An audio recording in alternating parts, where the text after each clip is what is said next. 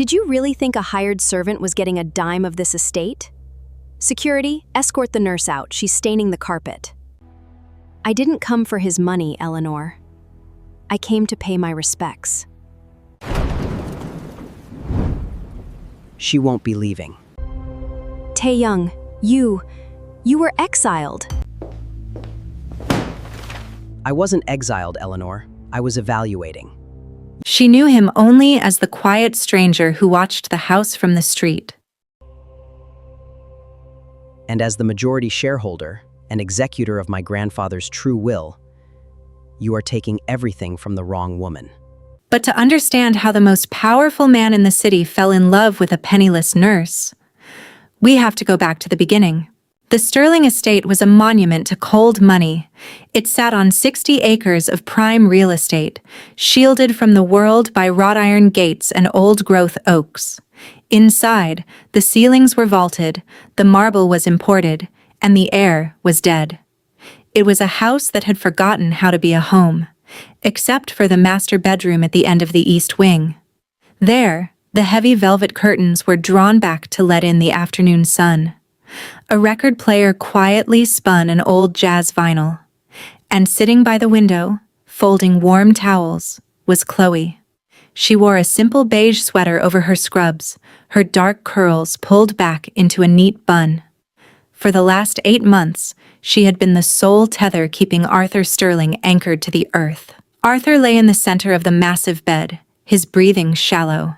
He was 82, his body failing, but his eyes were still sharp. "You shouldn't be here, Chloe," Arthur rasped, his voice barely a whisper. "It's a Saturday. You're young.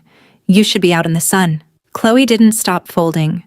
She walked over, her face warm and unbothered, and placed a fresh, warm towel over his trembling hands. "The sun is right here, Mr. Sterling," Chloe said softly. "Besides, if I leave, who's going to stop you from sneaking those salted peppermints the doctor banned?" A weak smile cracked Arthur's weathered face. "My own family wouldn't care if I ate poison. But my nurse guards me like a dragon." The door swung open, shattering the quiet warmth of the room. Eleanor Sterling didn't walk into rooms, she invaded them. Draped in a scarlet silk blouse and heavy gold jewelry, she brought the scent of expensive perfume and cheap entitlement. She looked at Arthur not with sorrow, but with the impatient glare of someone waiting for a traffic light to change. "Still breathing, Arthur?" Eleanor asked, checking her diamond-encrusted watch. "The lawyers are asking when we can proceed with the trust transfer. I told them it's a matter of days." Chloe stood up, placing herself subtly between Eleanor and the bed. "Mrs. Sterling, his blood pressure is sensitive today. I must ask you to lower your voice." Eleanor sneered, looking Chloe up and down as if she had just tracked mud onto a Persian rug. "Excuse me? You are the hired help. You change the bedpans. You do not tell me how to speak in my own house. This is your father-in-law's house," Chloe said, her voice perfectly level, refusing to raise it. "And my job is his care. That includes protecting his peace." Eleanor stepped closer, her voice dropping into a venomous hiss. "Listen to me, you little charity case. The second his heart stops, you are gone. Not a penny of severance, not a reference letter. You will evaporate. So I suggest you learn your place, before I decide to make you leave today." Chloe didn't blink. She didn't shrink. She looked Eleanor dead in the eye. "My place is at his side," Chloe said, "until he decides otherwise." Eleanor let out a sharp, mocking laugh, turned on her designer heel and stormed out. Arthur reached out, his frail hand gripping Chloe's wrist. "Chloe, my grandson. Tae-young." "Shh," Chloe soothed, adjusting his blankets. "Rest, Mr. Sterling. The family exiled Tae-young years ago. You know he can't come back." Arthur closed his eyes. He is already here." Outside, parked across the street in the shadow of the weeping willows, a sleek black town car sat in the rain. Inside the tinted windows, Tae-young sat in silence. His dark eyes were fixed on a glowing tablet resting on his lap. It was a live feed of the estate's security cameras. He watched Eleanor storm down the hall. He watched Chloe gently adjust his grandfather's blanket. Tae-young's jaw tightened. He picked up his phone and dialed a single number. "Sir, The voice on the other end answered. "Prepare the board," Tae-young said, his voice cold enough to freeze glass. "Eleanor has overstepped for the last time. We execute the transition the moment my grandfather passes." 2 days later, at 3 in the morning, the jazz record stopped spinning. Arthur Sterling drew his final quiet breath. Chloe held his hand as he went. She didn't call the family immediately.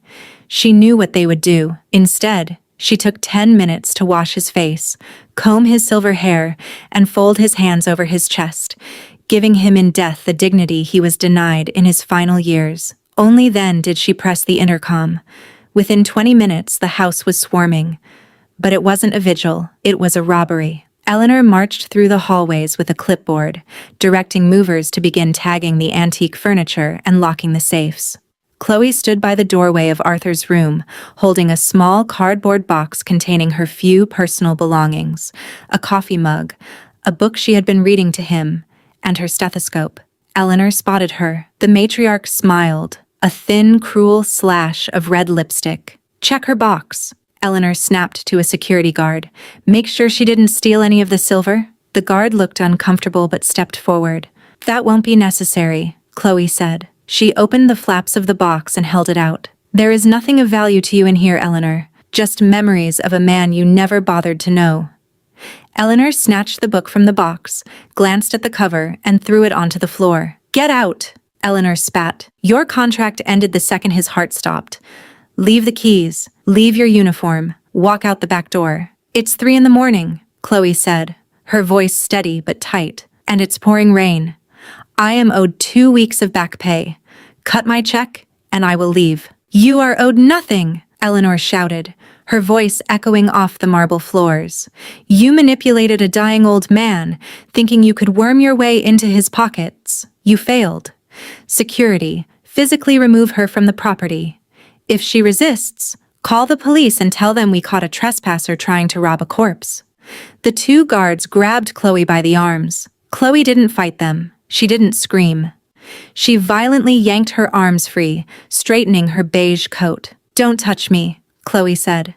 She looked at Eleanor, her expression filled not with fear, but with profound pity. "You have all the money in the world, Eleanor, and you are still the poorest woman I have ever met." Chloe turned and walked down the long, sweeping staircase. She pushed open the heavy oak doors and stepped out into the freezing, torrential rain. She had no umbrella, no car, and nowhere to go. But she walked with her spine straight, refusing to look back. High above the city skyline, in a penthouse suite wrapped in glass and steel, Tae-young stood by the window. The city lights reflected in his dark, unreadable eyes. On the massive monitor behind him, the security footage from the Sterling estate was frozen on the image of Chloe walking out into the storm.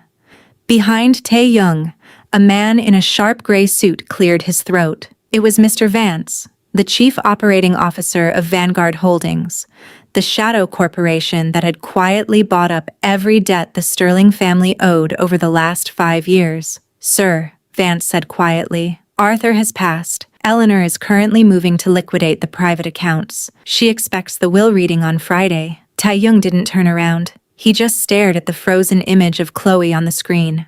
"Did she get home safe?" Tae-young asked softly. "Yes, sir. Our security detail followed her at a distance. She walked 3 miles in the rain to a bus stop. She is currently at her apartment." Vance paused. "Eleanor has also made calls to the state medical board. She is attempting to revoke Chloe's nursing license on fabricated charges of elder abuse." A heavy, suffocating silence filled the room. When Tae-young finally turned around, the temperature in the room seemed to drop 10 degrees. The quiet observer was gone. The apex predator had woken up. "My grandfather loved that woman like a daughter," Tae-young said, his voice a lethal, vibrating hum. She sat with him when he cried. She held his hand while the people who shared his blood argued over his silverware in the next room. Tae-young walked over to his desk, picking up a gold fountain pen. "Eleanor thinks she is playing a game of chess," Tae-young said. "She doesn't realize I own the board. Let her think she has won. Let her prepare for the grand reading of the will." "And Vance?" "Yes, sir?" "Ensure Chloe is formally summoned to that reading. Eleanor will try to keep her away. Override it. For the next 4 days, the world tried to crush Chloe. She applied to 6 different hospitals, and 6 times she was turned away. The final rejection came from a kind-eyed administrator at a small clinic who slid Chloe's resume back across the desk with an apologetic wince. "I'm sorry, Chloe. Your record is impeccable, but we received a call from the Sterling estate," the administrator whispered. "They threatened to pull their philanthropic funding from the entire hospital network if anyone hires you. You're blacklisted." Chloe took a slow, deep breath. She didn't cry. She nodded, thanked the woman, and walked out. Desperate to pay her rent, Chloe took a job waiting tables at a high-end bistro downtown. It was grueling work, invisible work, but she did it with the same grace she brought to nursing. On her 3rd day, the bell above the bistro door chimed. Eleanor walked in, accompanied by 2 of her wealthy socialite friends. When Eleanor saw Chloe wearing an apron, carrying a tray of water glasses, a wicked, delighted smile spread across her face. Eleanor immediately demanded to be seated in Chloe's section. For 45 minutes, Eleanor made it her mission to humiliate her. She complained the water was too cold. She intentionally knocked a fork onto the floor and demanded Chloe pick it up. Finally, as Chloe was clearing their plates, Eleanor leaned back, swirling her wine. "Look at you," Eleanor mocked loud enough for the restaurant to hear. "From a glorified bedpan washer to a bus girl. I told you I would make you evaporate. By next month, you'll be on the street. I might even toss a quarter in your cup." The socialites giggled. Chloe stopped. She placed the plates down. She didn't look flustered. She looked deeply, genuinely bored by Eleanor's cruelty. "If I am nothing, Eleanor," Chloe said, her voice carrying clearly across the quiet dining room, "why do you spend so much energy trying to destroy me?" Eleanor's smile vanished. "You stalked a waitress just to feel powerful," Chloe continued, wiping the table with slow, deliberate strokes. "That doesn't look like power to me. It looks like fear. What exactly are you so afraid of losing?" Eleanor slammed her hand on the table, her face flushing a furious, mottled red. "Manager! Get your manager here right now. I want this trash fired immediately." From the back of the restaurant, the owner rushed out looking pale and terrified. But he wasn't looking at Eleanor. He was looking at a man in a bespoke charcoal suit who had just stepped out of the shadows of a corner booth. It was Tae-young. He didn't announce himself. He simply gave the restaurant owner a single, microscopic shake of his head. The owner swallowed hard, turned to Eleanor, and found his courage. "I'm sorry, Mrs. Sterling, but Chloe is my best worker. If you have a problem with her, you can leave." Eleanor gasped, outraged, grabbing her designer bag and storming out of the restaurant, swearing vengeance. Chloe let out a breath she didn't know she was holding. She turned to thank the owner, but when she glanced at the corner booth, the handsome Korean man in the charcoal suit was already gone. A $50 tip sat neatly on the table. Friday morning, the day of the will reading. Chloe stood in her tiny apartment, staring at the thick, embossed envelope that had arrived by courier an hour ago. It was a formal summons from Vanguard Legal, demanding her presence at the Sterling corporate headquarters. She knew it was a trap. Eleanor was undoubtedly going to use the reading to formally accuse Chloe of theft, using high-priced lawyers to bury her in legal fees she couldn't afford. She could run. She could ignore it. Instead, Chloe ironed her simple beige coat, tied her hair back, and walked out the door. Dignity doesn't hide. The Sterling corporate boardroom was a cavern of mahogany, leather, and greed. Eleanor sat at the head of the massive table, surrounded by nephews, cousins, and board members. They were drinking champagne, celebrating the impending transfer of billions. The heavy oak doors clicked open. Chloe walked in. The room fell dead silent. Eleanor's eyes narrowed into slits of pure venom. She slammed her champagne flute onto the table. "Who let this woman in?" Eleanor demanded. "Security! I said I wanted her barred from the building." The head lawyer, an older man with wire-rimmed glasses, cleared his throat nervously. "Mrs. Sterling, her name is on the mandatory attendance ledger. We cannot proceed legally without her in the room." Eleanor laughed, a harsh, grating sound. "Fine, let her stay. Let her stand by the door like the hired help she is. It will be poetic for her to watch us inherit the empire she tried to steal. Proceed with the reading." The lawyer opened the thick leather binder. "Before we read the distribution of assets, we must address the transfer of majority shareholder rights. As you know, The Sterling estate is a subsidiary of Vanguard Holdings. Eleanor waved her hand dismissively. Yes, some faceless parent company that bought our debt. Just sign the transfer so I can assume control of the board. Actually, Mrs. Sterling, a voice echoed from the hallway. Vanguard Holdings does not do blind transfers. The heavy boardroom doors violently burst open. Two massive men in black security suits stepped into the room, flanking the entrance. In the center stood Tai Young. The room gasped. Eleanor froze, the color draining entirely from her face. Her hands began to shake. Tai Young stepped into the light. He was terrifyingly calm, radiating an aura of absolute dominance. Every step he took toward the table felt like the swing of an executioner's axe. Tai Young, Eleanor stammered, her voice cracking. You were exiled. Arthur banished you when you refused to marry into the Rothschild family. You have no right to be here. Tai Young reached the head of the table. He didn't raise his voice. He didn't need to. I wasn't exiled, Eleanor, Tai Young said smoothly. I walked away from a toxic family to build my own empire, a company called Vanguard Holdings. The silence in the room was absolute. The realization hit Eleanor like a physical blow. You, Eleanor choked out. You are the shadow buyer. You own the debt. I own everything, Tai Young corrected. He slammed a black folder onto the mahogany table. For the last 5 years, I have allowed you to live in that house. I allowed you to drain the minor accounts because it kept you distracted while I monitored my grandfather's care. But then, you touched her. Tai Young turned his head slowly, his dark, intense eyes meeting Chloe's for the first time. The coldness in his face vanished, replaced by a profound, breathtaking warmth. Chloe stood frozen by the door, her heart hammering against her ribs. She recognized him, the man from the restaurant, the watcher. Tai Young turned back to Eleanor, and the warmth evaporated into pure ice. You evicted the only person in this world who showed a dying man mercy, Tai Young said softly. You threw her into the freezing rain. You tried to destroy her career. You tried to break her dignity. She is nothing, Eleanor screamed, losing her mind, her composure completely shattered. She is a servant. This is family money. It belongs to me. It belongs to the person my grandfather deemed worthy, Tai Young said. He looked at the lawyer. Read the final addendum. The lawyer swallowed hard, adjusting his glasses. In his final days, Arthur Sterling utilized his right as patriarch to bypass the family trust. The entirety of the liquid estate, the mansion, and the philanthropic funds are hereby left to Miss Chloe Davies. The boardroom erupted. Cousins were shouting. Board members were gasping. Eleanor fell back into her leather chair, hyperventilating. No, it's illegal. I'll sue.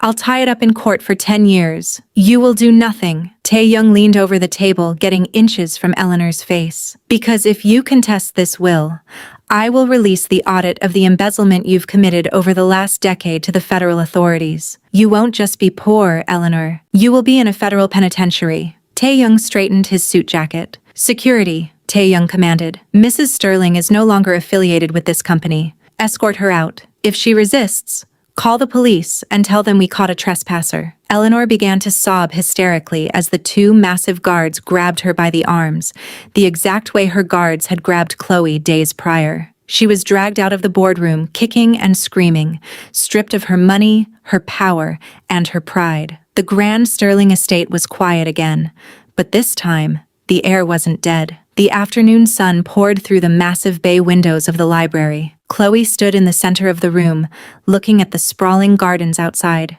She wasn't wearing her worn beige coat. She wore a stunning, simple white silk dress, the absolute owner of the estate. Behind her, footsteps echoed softly on the hardwood floor. Tai Young walked in, stopping a few feet away.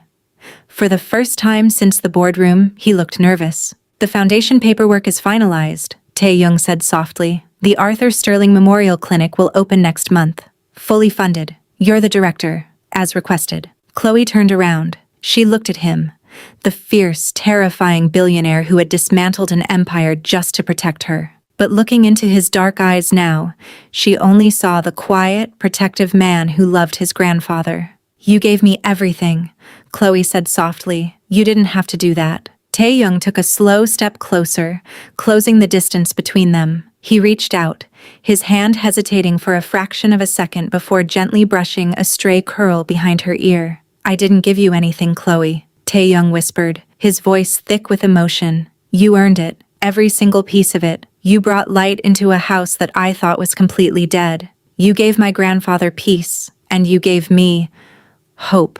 Chloe looked up at him, her heart finally steady. She didn't have to be strong anymore. She didn't have to fight the world alone. She reached up and rested her hand against his cheek. Then let's bring the rest of the house back to life, she whispered. Tae-young smiled, a real breathtaking smile that reached his eyes, and leaned down, kissing her softly in the warm afternoon light.